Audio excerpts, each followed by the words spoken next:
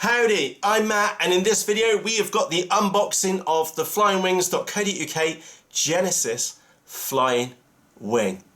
Now, before we go any further, I want to make it 100% clear to you, this model was bought out of my own money for my own abuses. It was not a freebie for review, and the reason I bought this wing, let me just be 100% clear with you, is that we were out flying for the last flight, 3 times we've been out flying. Dave bought one of these wings ages ago, and it flew absolutely fantastic. And then the last time we went out flying, we were flying around these straw bells, and I'm sure you've already seen the videos on my YouTube channel. And in short, I was watching Dave's footage, and it was a million times better than the wing which I was flying at the time. And they only got well, this Genesis wing only costs, wait for it, 35 quid. 35 notes. Absolutely crazy.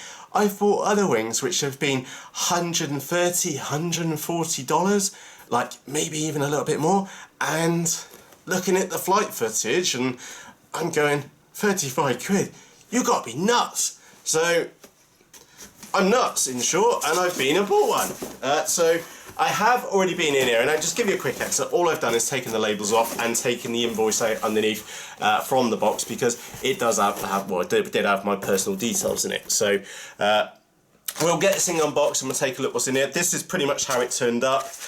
It was, oops, did I get the invoice out? No, I didn't. You have to excuse me a moment while I just screw that one up and get that out of the way.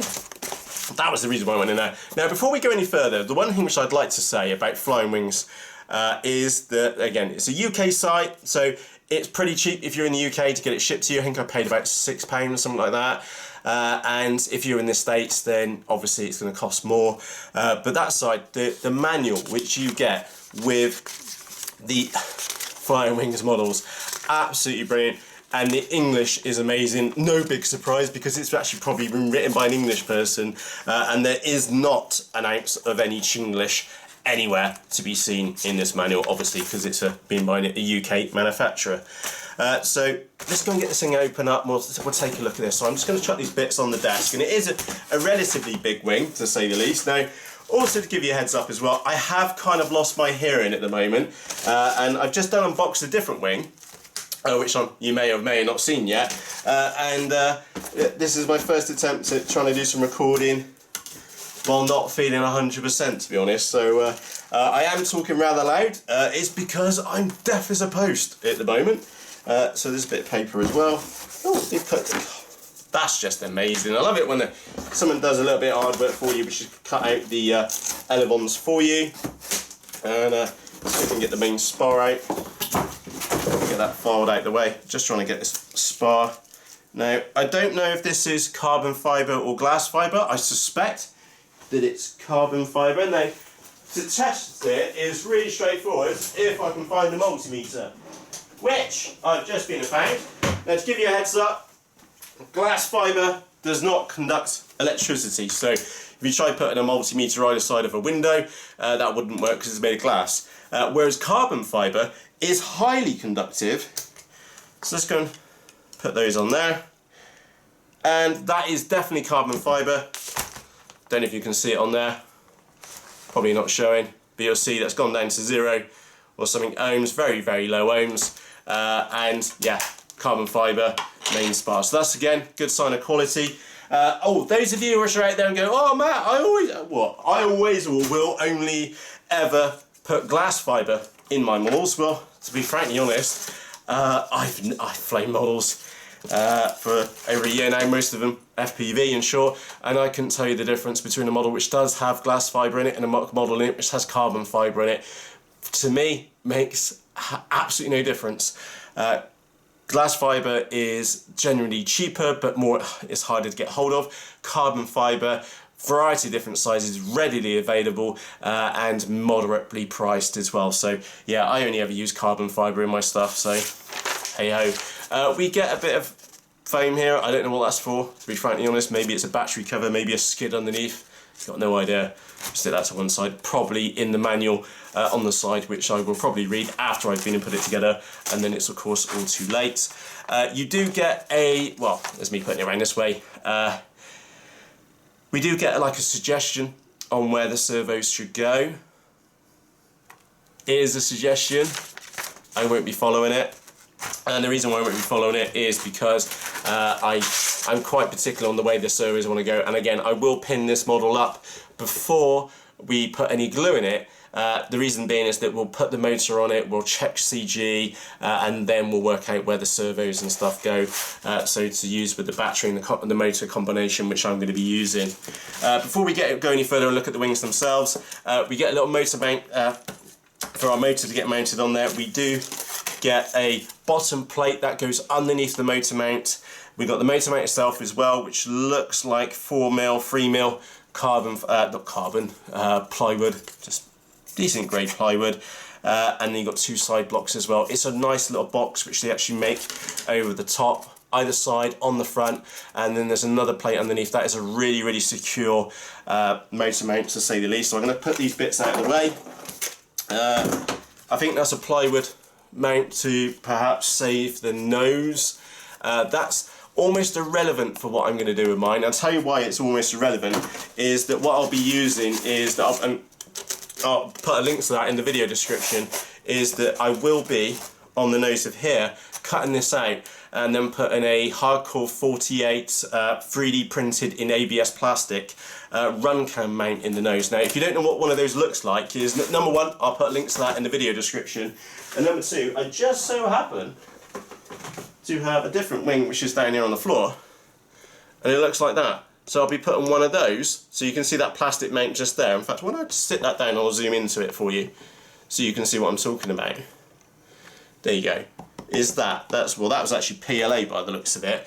Still stupidly tough. And yeah, you see we've got the run cam in there, and that's what I'll be using on there. And again, you've got the 2 strap leads either side, so that we can then go on and attach a HD video camera if I see fit, in short, or I want that to be part of the package. So yeah, really, really straightforward. And then, like I said, I'll put a link to those in the video description. We get 2 stickers, Genesis, GP or EP, and a Flying Wings sticker on there. Get 2 push rods as well, which is nice, and that is a nice touch as well. So we get the clevises, we get the screws, we get like a battery plate and a bit of thing on there. We get decent, let me make a point on here as well. Scroll right down. Okay, we get decent control horns, because those control horns are going to go through the balsa, and that's the 4mm balsa by the looks of it. With the screws to go through, that's what those other little screws are for. Decent control horns to go on the model, which again, it's these small things which make the difference. Again, I paid a lot of money for a similar model of a similar wingspan, and it didn't even come with any components like that at all. No control rods, no push rods, no cutting diagram, no instructions at all, for 3 times or more the price.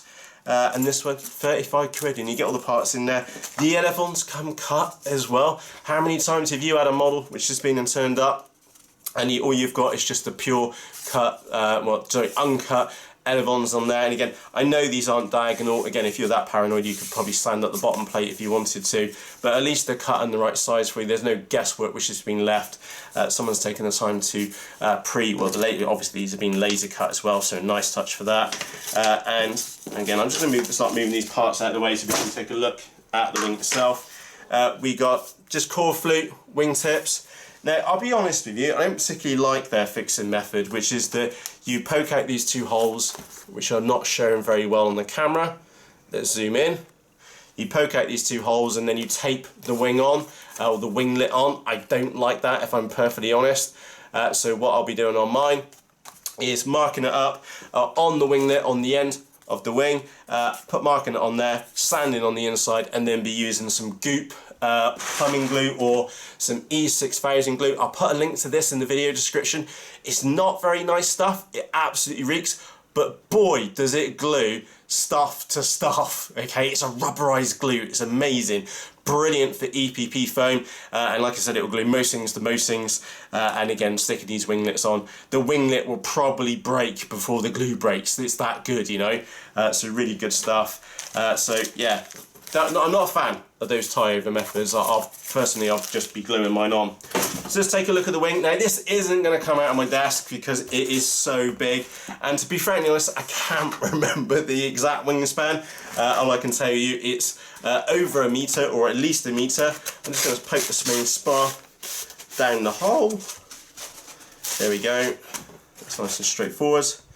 Going to do the same on the opposite side. Now, I did ask, and again, I want to say a massive thank you to Rob, the guy which replied to my email at Flying Wings, is that these do come cut with a cut battery bay, but I didn't want that.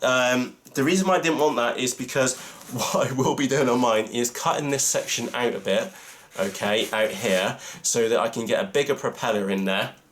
And that does mean I need to modify the ailerons. And then again, if I can get a bigger propeller in there, that means I can run a lower KV. And again, that lower KV motor with a bigger propeller, it potentially has a lower current draw. That means more flight time, but that does mean that I need to muck around with that centre of gravity, and that does mean that I need to move the battery in and out a bit. And again, like I said, I'll be putting that nose cone on the top section, on the front section as well, so there will be a bit of playing around for me, and I wanted to say a massive thank you to Rob from Flying Wings, because I actually asked, can you send me one which doesn't have the battery bay cut? And it may be a small thing, I know some of you just want the battery bay cut and it'll be fine, in short, but for me, because I'm going to be playing around with a non-standard kind of setup, he gave me the option, and again, this one's turned up without a battery bay which has been cut in there. So the other big thing for you to know is, in fact, I'm going to do a comparison, and the reason why I'm going to do this comparison for you is because it makes a massive difference, and I mean, it's just an untold difference when it comes to noise, in short. So this is, I'm not going to mention which wing it is, I'm sure some of you may recognise what the wing is, but you'll have to take my note on it. Okay, there's the back of a wing, okay, and I'm going to put a ruler on this. So look, look, we are talking a good inch of depth. So I don't know how well you can see that below the propeller. Let me just zoom in a second, get the camera the right way round. Okay, not making this up. There is a good inch of foam on the back of this model. Also, you will see that the propeller is quite close to either side, and that results in a ridiculous amount of noise from the back of this wing. And I've got other wings here, and they all suffer from the same issue. When you've got anything too close to a propeller, you've got big fat fuselages where the motor is being brought forwards, trying to get the CG forward so you don't have to put too much weight in the front of the nose. That causes excessive amounts of noise from the model. And I know that's not going to be a problem for maybe those of you which are in the United States and you're flying in a desert. That's not going to be a problem for you. Noise is, well, no issue at all. But those of you which may be in the United Kingdom and you've got a model flying site and you've got neighbours which are really close, is that does make a big difference in choice. And again, with that in mind, take a look on how thick the back of this one. So I'm going to choose from the thickest, point over there, which is 11 millimeters. Okay, 11 meters, so an inch. So it's less than half an inch compared to an inch. Okay, obviously it's much thinner in the middle as well. That because this section is infinitely thinner here, that's going to equate to less propeller noise. Okay, because number one, we'll try and keep it back out of the way, and like I said, I'll cut some of these edges out anyway. I'm going to adapt mine to a non-standard setup. Is that the propeller's going to be far away. We don't have like an inch block like we just saw there at the extreme. It's going to be cleaner air in and around our motor. Again, if you consider that I'm going to do my best to ensure that all the components are inside the main body of the wing itself, and we're going to have wires and stuff hanging at the top to the best of my abilities. So we're going to end up with clean air coming across, and it's going to cut down on noise from the motor, and ultimately it's going to give cleaner air, which means a faster, more efficient motor and propeller setup, in short, compared to a great big fat block at the back and camera stuff surrounding it. So yeah, Genesis wing, I already know that these fly absolutely bloody fantastic. And again, the reason why I bought it was basically I was jealous. I was jealous of Dave because his flew absolutely fantastically well, and there was me fighting with the wing I was flying at the time, trying to keep it straight, etc, etc. And yeah, then I saw Dave's footage, 35 quid. You can't go wrong, can you? It's really straightforward. And again, it does come with cut and diagram. Those of you which don't know where you're going to stick your servo, to be frankly honest, I'm probably going to have mine quite far up on this edge, as close to the CG line as possible. Again, it kind of depends what I do with the motor and prop combo at the back. I may be, and again, I'm give you a heads up very early on, and again, a big reason for you to subscribe, because right now at the time we're recording, I don't know exactly which setup I'm going to go with. I just know that I'm going to go to a slightly lower KV than normal. Like a typical setup would be something like an NTM D28 36 2200 kV motor on the back. Make it a little bit screamy, make it fast and stuff like that. But I'm more interested in flight time so that I can dart in and around trees. That's the part of this hobby which does it for me. I love flying FPV. I love following like my flying buddies, Craig and Dave and Andrew and you name it. On and on and on, being able to chase each other, dart in and out trees, that's really my cup of tea. Just some fun with some friends. And that doesn't mean, that means that we don't need a super fast model. I'm not going to be using this as a racing wing. It is for darting in and around trees, and because this model is made of EPP, it is tough, and it is going to take a beating, and I can hit trees with it, and it's not going to die, and if it did die, I only spent 35 quid. So on that note, it's time for us to wrap up, and of course remember, we always hold off final judgment on a model until we see it flying in the sky, which, to be honest, I've already seen this one flying in the sky. That's why I went and bought one. This model was bought, pause for a moment, excuse me. Like I said, we leave all edits in. This model was bought out of my own money for my own abuses. It was not a freebie for review. And I am just genuinely looking forward to getting this one built. It's a really straightforward build, you know. You just glue in the spar in the middle, obviously put the motor out on the back. Again, I've made mine slightly more complicated because I will be moving the battery bay in and around a little bit. I will be moving this out, playing with a larger propeller and stuff like that. But it's not a complex build at all. One thing which I would say, that this foam does ideally need to be laminated. I will be covering lamination of flying wings and other parts on RC models in a later video for you. Now, I always get questions about laminating. Number one, it's really straightforward. You need two things. We need three things. Number one, you need the most important one is a very, very sharp blade. Okay, so that's a little number 11 craft knife blade. Always make sure you use a brand new blade for when you're working with laminate. You obviously need a heating iron, which you can buy off Hobby King and Banggood or any decent model shop. They're about 20 quid, $20 thereabouts. They're not expensive at all. And then you need some laminate. Now, best place for this is on eBay. I buy great big rolls like this. It's 75 micron, okay, or 3 mil, and it's just clear sheet. And use it for document laminating. There's nothing special, and you'll see it's opaque, and the reason why it's opaque is because it's got glue on the back. And laminating models, really straightforward if you just have a few tips. Again, try it out. It's not hard. If you can iron a shirt, you can iron laminate onto a model. It's really not hard at all. You just take your time, you're methodical about what you do. So that's it. My point being was that that's the only complicated piece about this thing. Again, you don't necessarily need to laminate, but I personally would strongly suggest that you do laminate your wing. It will make it tougher, it will make it more robust, and it will make it more rigid as well. Maybe that is the only complex piece about a wing like this. But that said, 35 quid. Absolute bargain, super impressed to say the least. And like I've said, we do hold off final review until we get the models in the sky, but you also know that I've seen Dave flying his, and I've seen Andrew with his as well, and they do fly really well, and that's the reason why I bought this one. I was just jealous. I was envious of Dave, and his flew fantastically well, so I'm going to go and get this one kitted up as soon as I can, and then we're going to go and get her in the sky. So, with that said, if you have any questions about the flyingwings.co.uk Genesis model, please just ask. You can do that in the comments section underneath this video. And as always, from myself, Matt, cheerios!